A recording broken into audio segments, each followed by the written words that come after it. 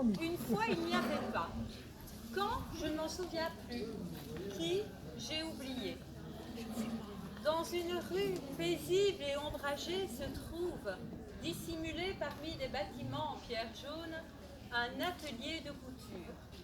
Sur la devanture, on peut lire « Chez Madame Yvette, là où la magie des tissus s'éveille ». Lorsque vous entrez dans cet atelier, vous êtes face à une explosion de teintes et de textures. Une myriade de couleurs vous accueille, éveillant vos sens et votre créativité. Au mur, il y a des tableaux sur lesquels sont repris des échantillons de tissus dans toutes les nuances de l'arc-en-ciel. Des étagères remplies à ras-bord de bobines de fil de toutes les couleurs encadrent l'entrée. Au centre de l'atelier, il y a de longues tables sur lesquelles se trouvent des tissus pliés soigneusement et dont chaque section est organisée par couleur, partant des plus vives et éclatantes aux tons plus doux et pastels. Un parfum doux de fibres naturelles embaume la pièce. Au centre de cet atelier, il y a Madame Yvette, la couturière talentueuse et passionnée, qui règne en maîtresse incontestée de l'endroit. Au cœur de cet atelier se trouve Georges. Georges, le mannequin de couture grandeur nature. Il incarne l'élégance et la grâce. Avec son visage sans expression, il règne en maître sur l'atelier avec une bienveillance silencieuse. Mais pour Madame Yvette, Georges est bien plus qu'un simple mannequin. C'est son compagnon de couture, de créativité et bien plus encore son ami.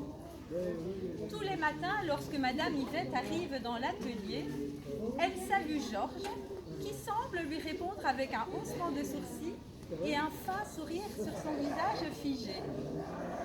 Elle ne manque pas d'aller vers le poste de radio qu'elle allume, et là se diffusent évidemment des chansons sur lesquelles elle fredonne, elle siffle, elle chantonne. Georges semble se dandiner au rythme des chansons. Il y a de l'effervescence dans l'atelier de Madame Yvette. Elle prend les mesures avec précision. Son maître devient le ruban de sa passion. Et chaque point est fait avec amour. Les épingles tracent des lignes et tracent des sillons sur le tissu soyeux. Vient ensuite le moment des retouches, ce ballet de patience où chaque geste, chaque point vient magnifier le vêtement. Et les jours ainsi se passent. Cependant, un mystère commence à planer sur l'atelier de Madame Yvette. Lorsqu'elle arrive le matin, les vêtements qu'elle a confectionnés la veille semblent avoir rétréci. Lorsque les dames et les messieurs essaient les vêtements, ils peinent à les enfiler. Bien sûr, la première idée, c'est qu'ils ont forci. Mais franchement, ce n'est quand même pas possible que tout le monde ait grossi en même temps. Ou alors il y a une épidémie. Je suis trop fatiguée? Non. Je suis peut-être trop vieille. Mes capacités diminuent. Oh non, je n'ose y croire. Elle décide alors d'inscrire sur un carnet toutes les mesures des vêtements en plus d'y mettre des épingles. Et ce soir, elle s'endort paisible et rassurée. Le lendemain matin, lorsqu'elle arrive dans l'atelier, elle voit avec stupeur que les dimensions prises avec précision et le travail effectué la veille ne correspond plus. Mais alors, que se passe-t-il? Comment est-ce possible que les vêtements rétrécissent pendant la nuit? Elle inspecte chaque recoin de l'atelier à la recherche d'un indice plausible à ces métamorphoses nocturnes. Mais malgré ses efforts, elle ne trouve rien qui vienne éclairer ce mystère.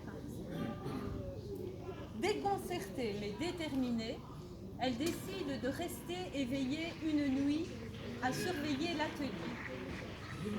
Elle s'installe dans un coin et guette avec patience. Les heures s'écoulent lentement et l'atelier est plongé dans un sombre silence. Minuit sonne et là, Madame Yvette voit quelque chose d'incroyable se produire sous ses yeux. Georges, son fidèle mannequin de couture, commence à s'animer sous la lueur de la lune qui traverse les fenêtres. Et avec une agilité surprenante, il se dirige vers le poste de radio qu'il allume et il commence à se dandiner au rythme des chansons. Ensuite, il se dirige vers le dressing. D'une main habile, il reprend un à un chaque vêtement. Ses doigts rigides de mannequin s'animent et commence minutieusement à défaire chaque couture et à les refaire à l'identique, mais en veillant à les rétrécir d'au moins 1 centimètre. Et tout ça avec un sourire jusqu'aux oreilles, pour peu qu'il en ait. Alors que cette situation devrait mettre Madame Yvette en colère, elle éprouve énormément de compassion pour Georges. Elle se rend compte qu'il a juste voulu s'amuser avec son esprit farceur. C'est vrai qu'il est quand même seul toutes ces nuits dans cet atelier. Et sans doute a-t-il besoin de créativité. Elle décide donc de ne rien dire et de ne rien faire pour l'instant. Elle n'a pas le cœur à surprendre en flagrant délit Georges. Il est trop heureux et elle lui laisse ce bonheur éphémère. Elle se lèvera chaque jour plus tôt et réajustera les vêtements. Et ainsi, les jours qui suivent, elle arrive bien plus tôt dans l'atelier et réajuste toutes les coutures. Et Georges peut vaquer toutes les nuits à son bonheur. Et ainsi, les jours se passent. Cependant, un matin, lorsque Madame Yvette arrive dans l'atelier, ce ne sont pas des vêtements rétrécis qu'elle découvre, mais des vêtements réduits en miniature que seules des poupées peuvent porter. Les robes élégantes qu'elle a conçues pour ses clientes la veille ne pourront convenir qu'à ces poupées. Les vestes et les pantalons sont devenus des miniatures. Elle prend d'une main une robe en dentelle, elle l'observe avec intérêt.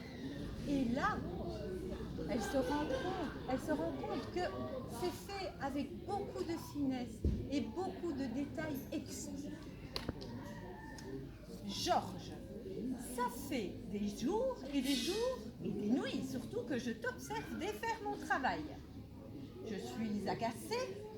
En même temps, je dois bien avouer que tu as du talent.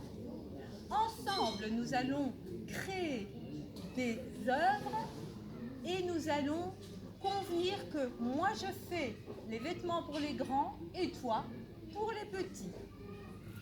Génial!